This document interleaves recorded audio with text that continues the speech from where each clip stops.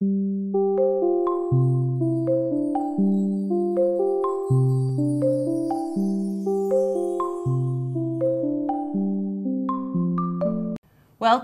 to Ideas Live.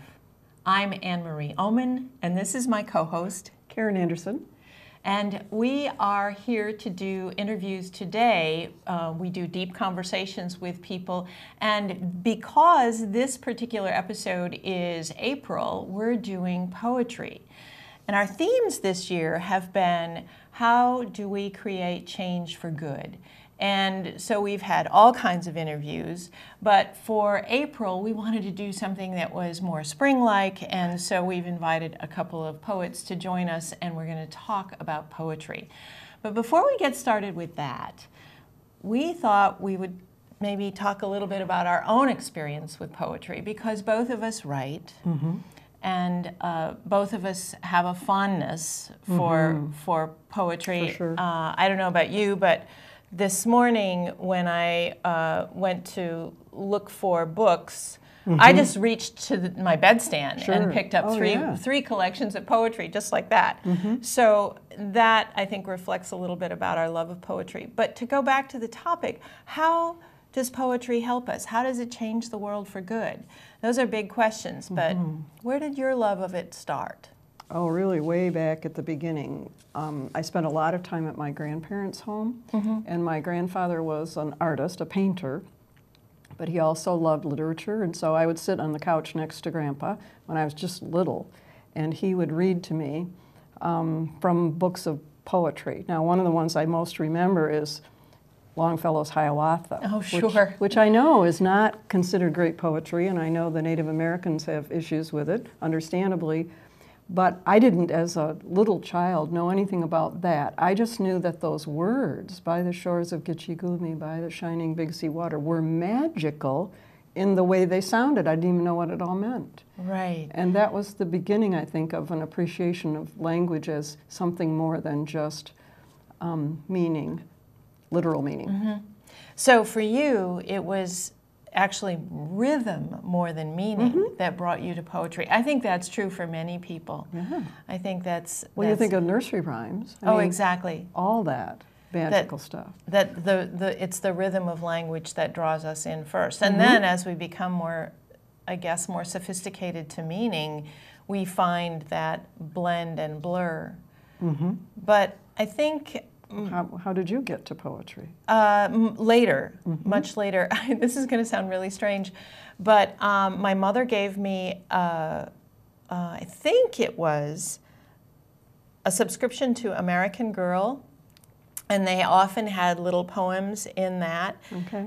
And there was no other poetry in my life that I was aware of, but the American Girl had a poem in there, and I would always look at that. And I thought, oh, and many times American Girl had materials written by young women and girls.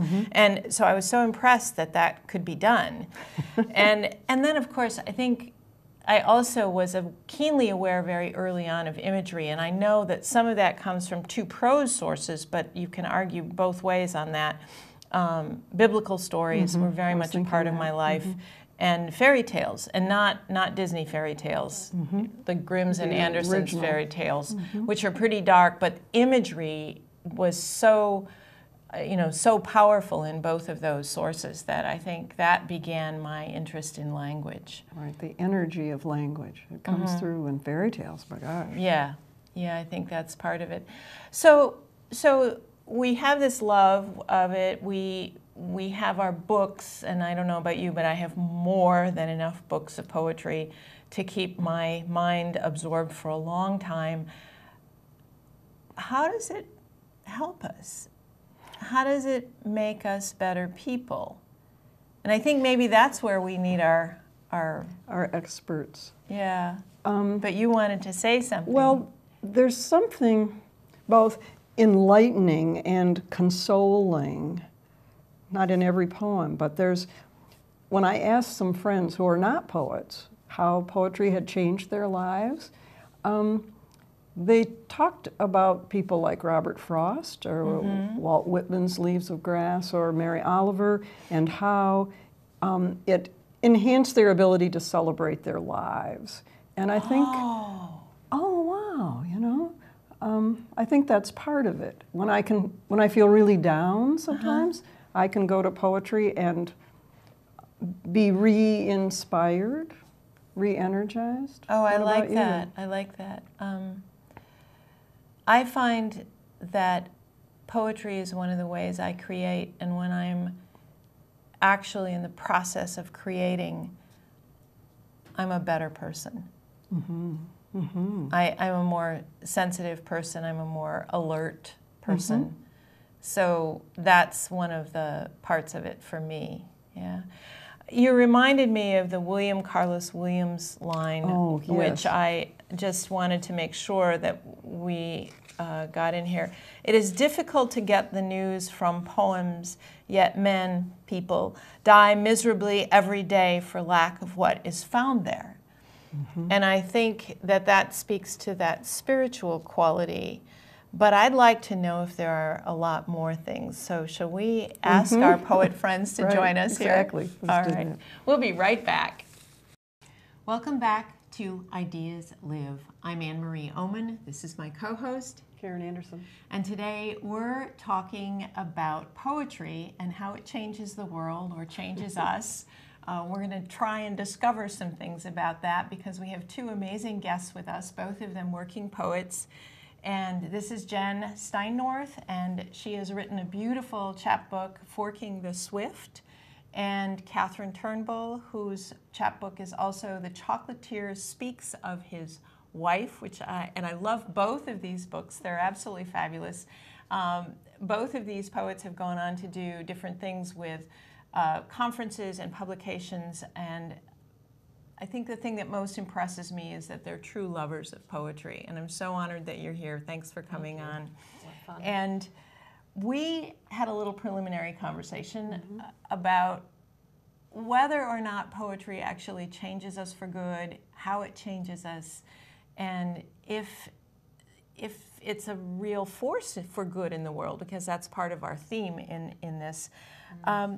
So my first question to you is, how do you think poetry is related to our well-being, our spirituality? Does it do good things for us? Do you have, I mean, I know you can't speak for all poets, but can you say some things about that?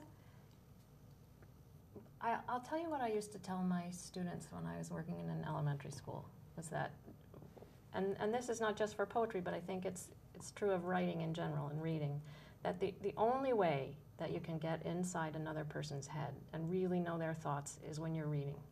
It's not the same as visual art, because you can still approach a piece of visual art and think, what were they thinking? But when you're reading, it's the only opportunity you have to really know the mind of another person.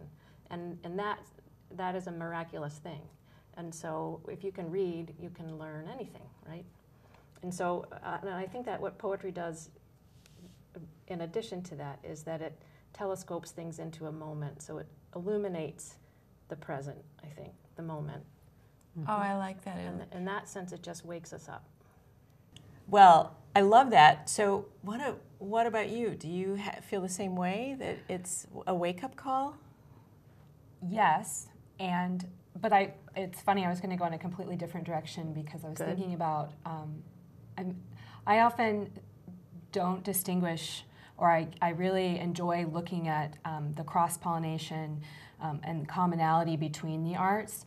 And so for me, what is happening with poetry is what's happening with all art, in that if there is not transformation in the maker, then art hasn't occurred.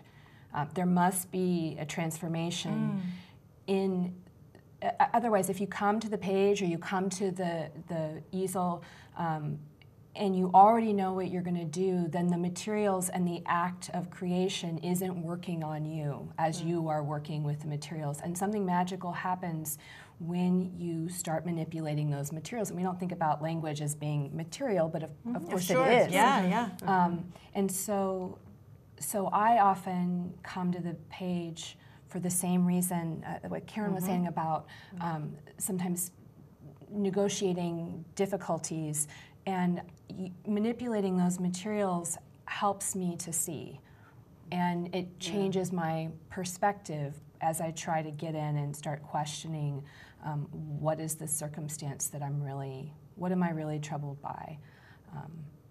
So if I'm hearing you correctly, part of the reason that you read poetry so avidly is to come closer to the ability to change?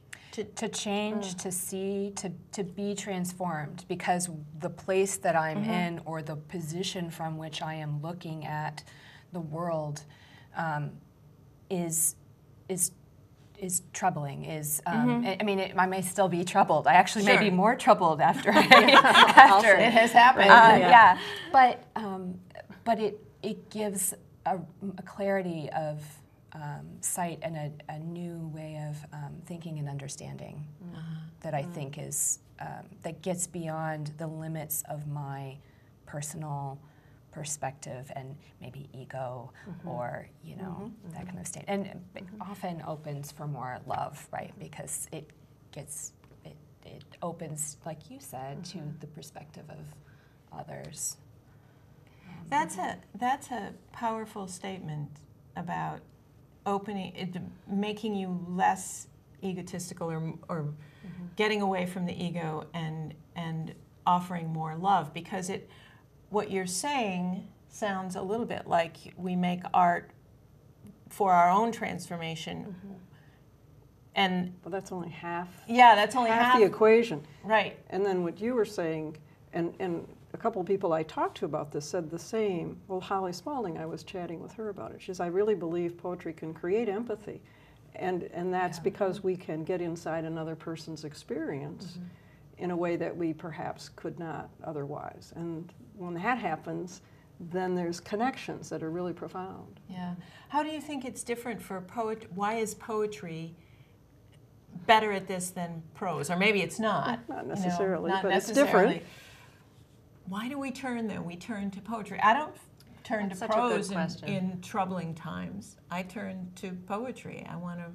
Well, I think different people, I think one of the reasons that we have the multitude of forms that we have are because of the wonderful diversity of minds. And I think some people do turn to prose. Right. But you're right, there seems to be a magnificent sort of resurgence, like people coming to poetry specifically. I also think it's, because it's a distillation of language, it's able to say a lot with a little, and that, just for efficiency, is appealing to people. Let me throw out something. A friend of mine named Daniel had said that the reason that the Psalms are in verse is not because you needed to be able to memorize them, but it was because cries of the heart need a form. Yeah. That's a nice way to say it. He and I differ on what kind of form you might take. I would say he's a more traditional formalist, and I think organic form is quite lovely. But the idea of cries of the heart needing some sort of a form or container is very compelling to me, I think. So in both sound and in the visual on the page, if that's where you go, you are signaled that you are in some kind of other place than ordinary language. Yeah, and I don't really have a good way to describe it, but it seems to me when I'm reading prose that the bus is still going by outside the window and the squirrels are still running around in the backyard. But when I'm engaged with poetry, everything stops. That there's a space around it in a way that there isn't around prose, and that is There's also that silence. That there's also a way that's, because of the elevation of poetry, because it elevates what it's looking at, so many times the things that it is looking at is the stuff that we push aside in ordinary conversation because it is challenging, because we don't want to go there. But by elevating it, but we don't want to go there because it's the big stuff that we have maybe discomfort with, or we don't have words for. Or it's not the right circumstance because we're about to pay for our groceries, and it's just not the right time to talk about mortality, But even though we might silently be grieving someone. Right. So you don't want to put that burden on the cashier. Right. But poetry by elevating the language says this is the stuff. This is real stuff, and it can those cries of the hearts that then are like you're comforted to know that. And it validates, doesn't it? I mean, it validates that we all have similar cries of the heart.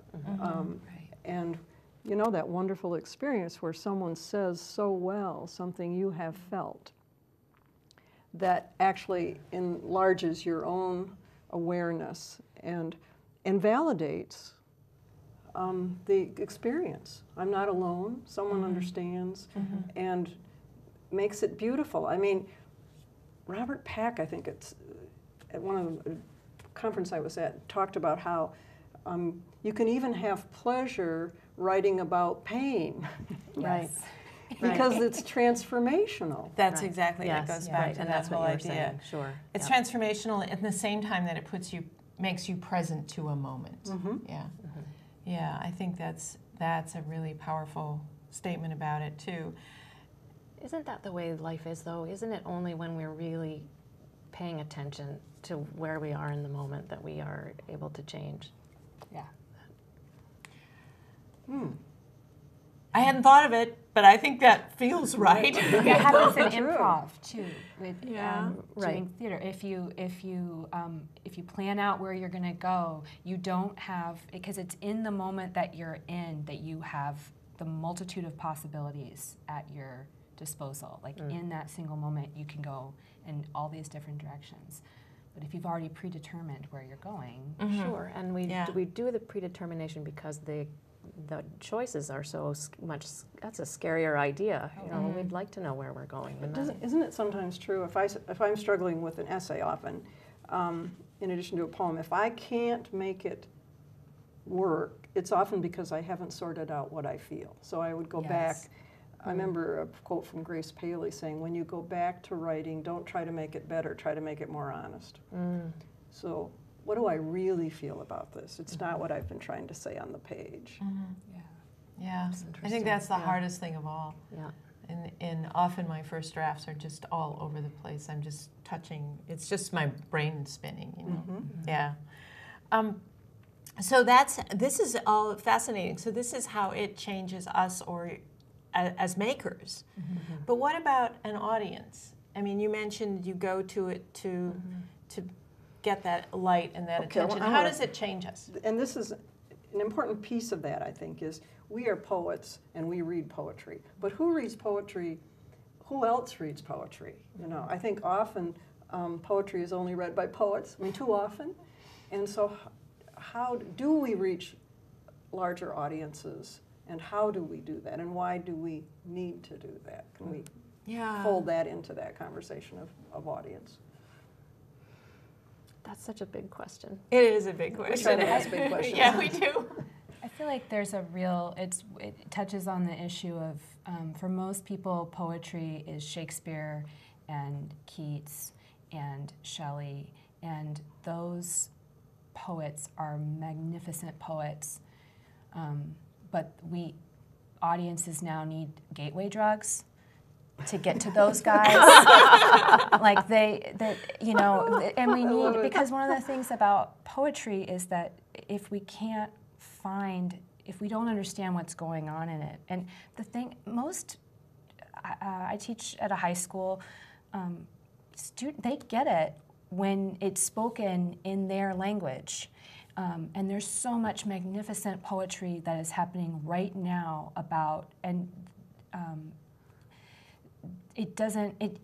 students can start investigating it immediately because they understand the context, they understand the social context that the poets are talking about, they understand the language that's being talked about. It is not a lesser poetry than, you know, those masters. So contemporary poetry is the gateway. I feel that contemporary is a gateway for audiences So now. when you say contemporary, we're talking, I'm assuming hip hop and spoken word and slam, or are we talking something else? Or Rosquet. Rosquet, or, that's you know, true. I don't Yeah. mean just contemporary as in people that have taken poetry and are serving it up in a different form. I mean, not that spoken word isn't, but that is a performative. Yes. It doesn't have to be performative, I don't think. But it can still be on the page. Sure, sure. But Yeah. I also think it goes to that all those different minds working. What's inaccessible to some, you know, people need to not feel like they've encountered one poem and they didn't like it.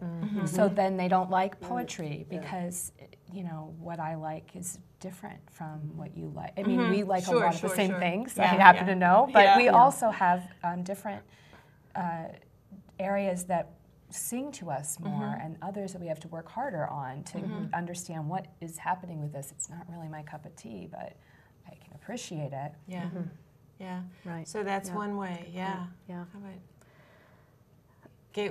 gateway poems? Gateway drugs, right. Well, I'm thinking about the way that I came into poetry, and I knew that as a pretty young person that I wanted to be a writer, but I didn't think about poetry as a genre at all until I think it was in high school. I had a good English teacher who taught me that I could read poetry, you know, which is what you're saying. Right. But then it wasn't until I was in college, I think I was a sophomore or a junior, and I had a really brilliant English professor named Gary Lindbergh who had us reading, well, for me it was Lucille Clifton and Ntozake Shange and Gwendolyn Brooks, and I was studying a little bit of liberation theology, and all those things were coming together, and I just wanted to sound like that.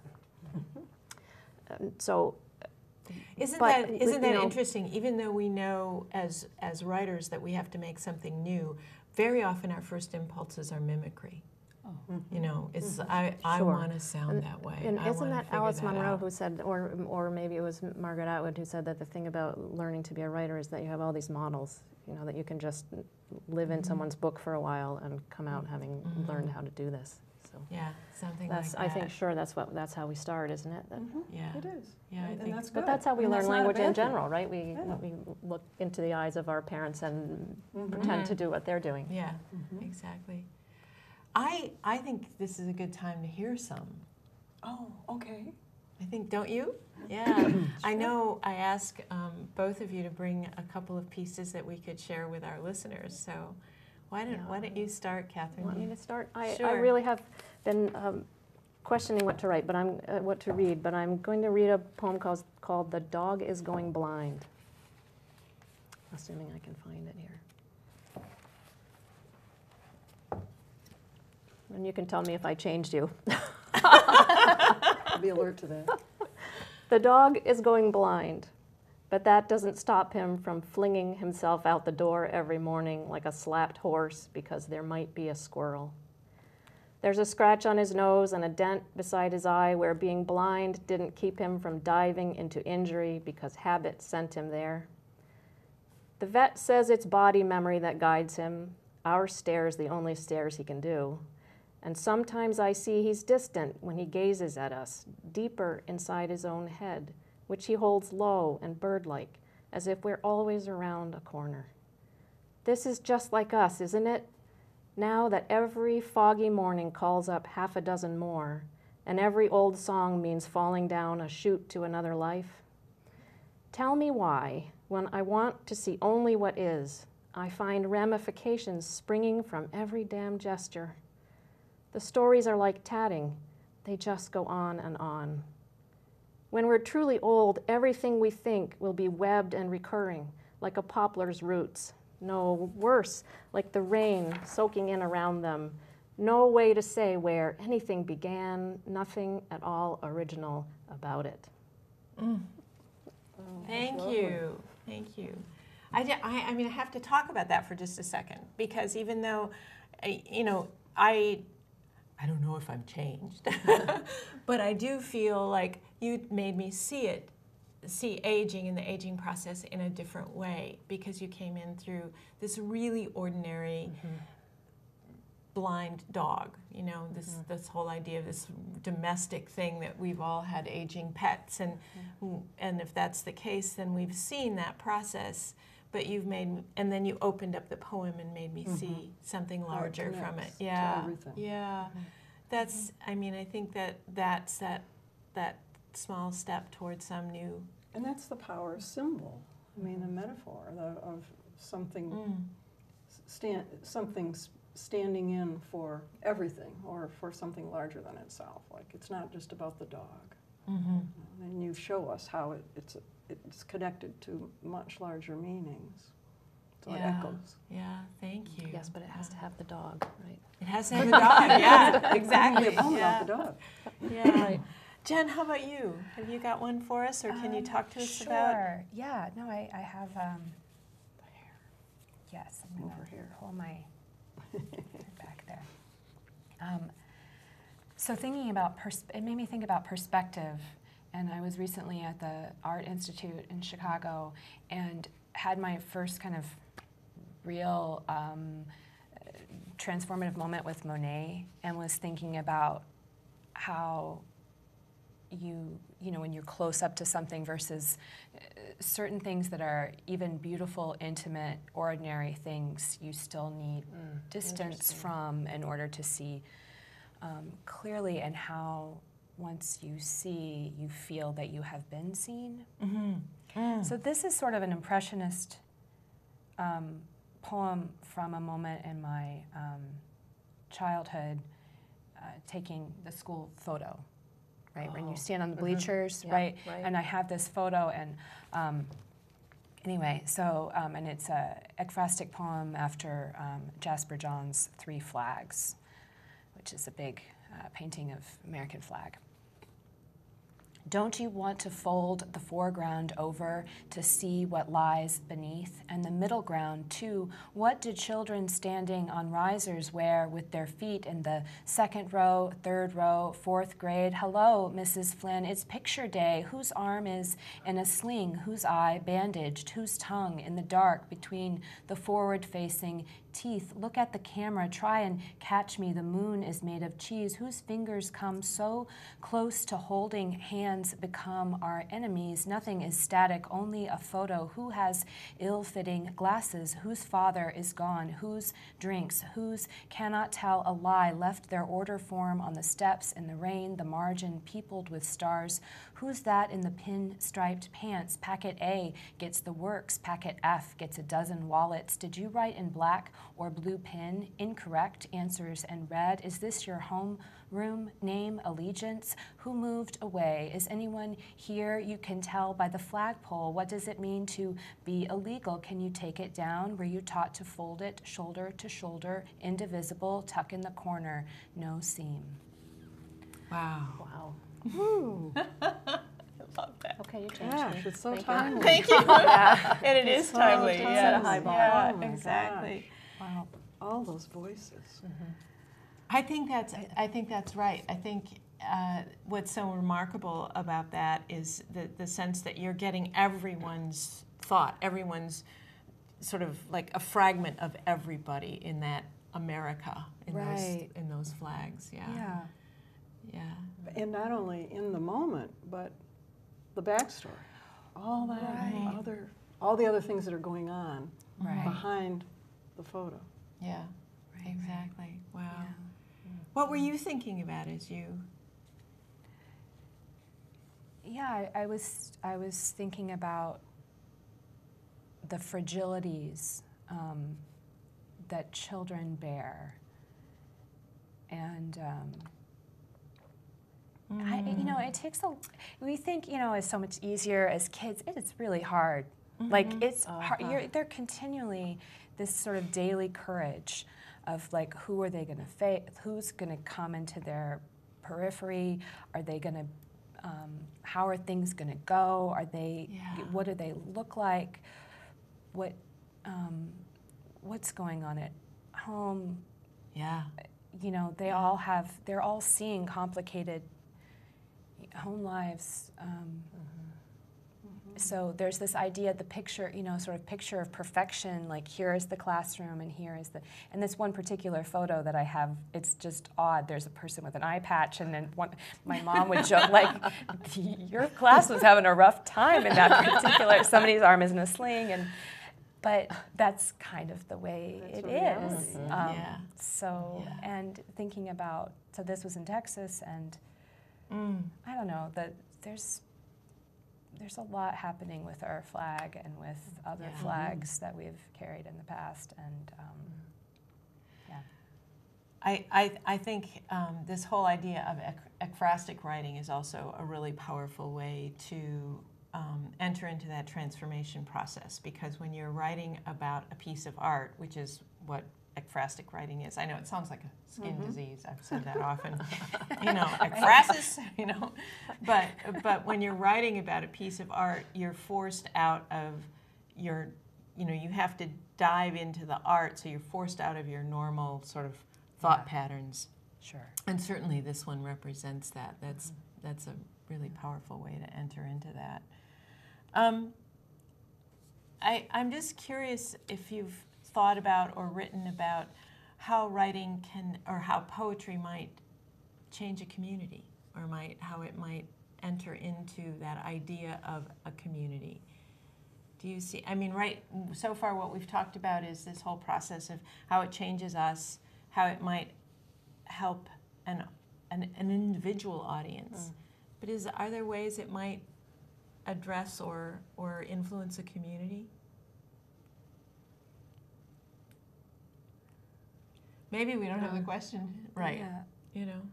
I think giving people the opportunity to speak their truth, so in a community, exposing people to poems, and I think part of this goes in with my thinking that we need to be showing people poems that are of their time and of a language that, but also then stretching them beyond, using that then to look beyond. I just exposed a bunch of students to the poet Ross Gay. He's an African-American poet. None of the students in my class are African-American.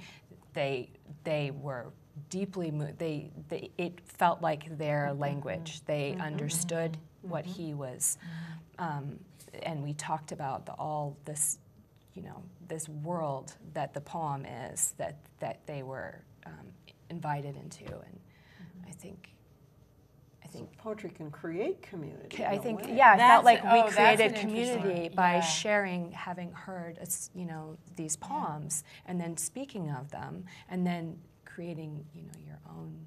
Yeah, I think that's Thoughts on that? Well, I'm just thinking historically, we know of historical movements that have been buoyed and led in some ways by poets. That's true, right? And so, yes, I do think poetry can. Oh, well, the first one that comes to mind for me is Nazim Hikmet, the Turkish poet who was thrown in prison because a soldier was reading his book, and he was thrown in prison for inciting a riot. That, boy, you love to have a book that powerful, right? But he was so well known in Turkey as a poet who had the heart of his people.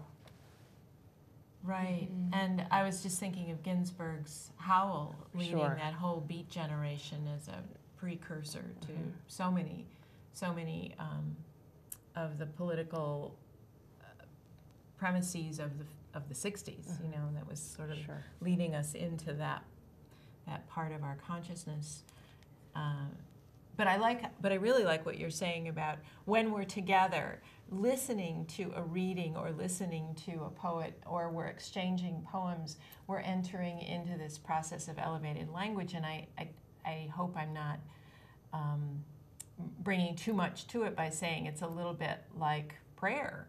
It's that it has that quality of something elevated. Well, and Karen also said about honesty, right? The poem keeps calling you to be more and more honest.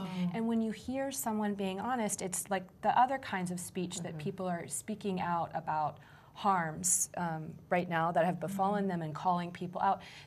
People speaking honestly calls others to speak honestly, and gives courage. And poetry does that too. Yeah, good point. That's a great way to say it too. Are there lines of poetry? When I think about, there are lines of poetry that I have carried with me my whole life. Since I first encountered them, probably in college maybe. And I think of Swinburne's line, even the weariest river winds somewhere safe to sea.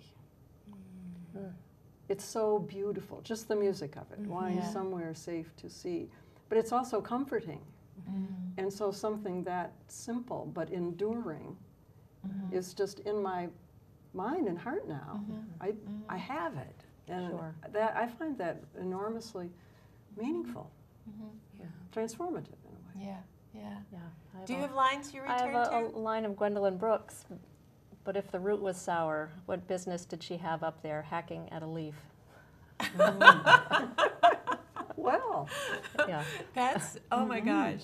That contains your wry humor too. I like Love that that very line. much. Yeah. Yeah. What about you? Do you have a line that haunts you? Yeah, there's many, but there's one. There's a Ross Gay poem that's. The poem finishes something like, "Here's what I think I'm trying to say. Somewhere there's a road. Some of us are going to find it. You can come if you want." Oh yeah. Or something. I think I might be slightly missing that. But you're speaking, nice. that speaks to that whole invitation Yeah. poetry to the community. To the sounds like community. Whitman, Yeah. doesn't it? It does, yeah. Well, absolutely. sometimes Ross Gay has that kind of accelerated motion in his work. Absolutely. That's like Whitman as well. Should we have one more poem? Sure. Let's try one more poem. Oh, gee. I guess I got started here and I just can't quite let go of it. Right. We're needing to wrap up. Well, Jen and I were both looking at the same painting by Jasper John's Three Flags, so I can offer up my short. Oh, Oh, beautiful. splendid. Beautiful.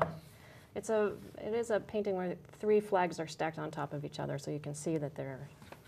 I don't know if you need to know that in order to understand the poem, but there it is, 3 flags. The last thing I want to look at right now is the American flag. Even this good and interesting one by Jasper Johns. Redness first, whiteness next, then bright cloudiness of roiling stripes, all hand-doneness, little bit at a timeness, one on top of the otherness, every stripe and star inexact, and the blue so many of us sailed across is creeping over the blood it cost to get where everyone and no one deserved to go. Oh, nice. Thank you. I have such chills. I know. I know. We like that. How about you? Okay. I'll read a little short one as well. Let's see. This is sort of fairy You should hold that tale-ish. one up to the camera I because you think always do so. such I beautiful think things so. with shape on the Let's page. we just have to show this for a minute. This is shaped, is this a concrete? It's, well, maybe. It might be. I don't know. Maybe? Yeah. Okay, it's in this beautiful circle. Bull and lion. The lion promised to be gentle, but lion.